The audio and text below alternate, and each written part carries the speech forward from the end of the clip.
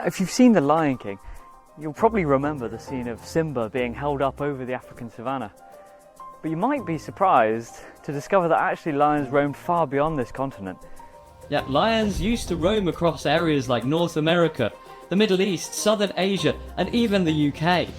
I'm Tom Pavey, and here at WildCRU, I'm helping to track down these long-lost lion subspecies to find out where they lived, and more importantly, why they vanished.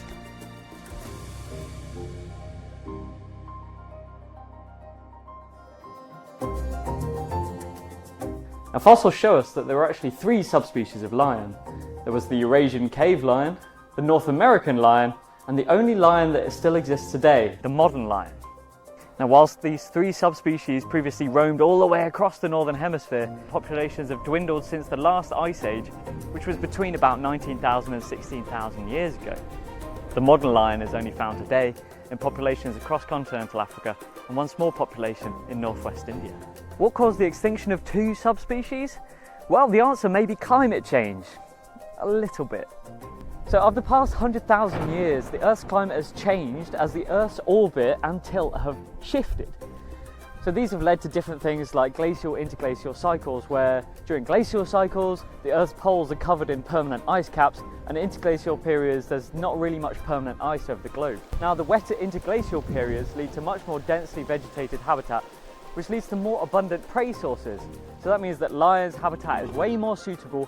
So that leads to an expansion of their habitat, and their habitats become more connected. But if a landscape becomes too vegetated and too dense, then lions are unable to hunt. So it's actually thought that between about 14,000 and 12,000 years ago, the Northern Hemisphere warmed so much and it created these dense forests across Eurasia, and that led to the decline of the Eurasian and the North American lions.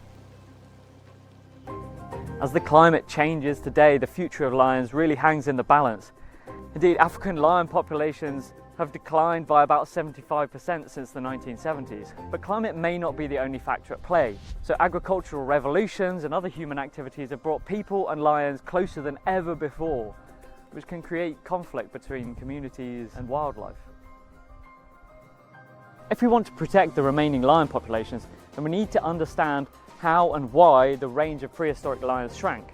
I'm combining fossil and climate data with information on modern lions to generate projections of how population collapses and range shifts looked in the past, to help predict what lion populations and their distribution may look like in the future, effectively creating a sort of lion weather forecast. How will their range shift and behaviour alter under increased temperatures, changing rainfall patterns and more extreme weather events? And how will the biodiversity across Africa change when such an ancient part of its megafauna is at risk? I hope to find out and contribute this information to conservation efforts so that I can keep Simba and his lion friends from extinction.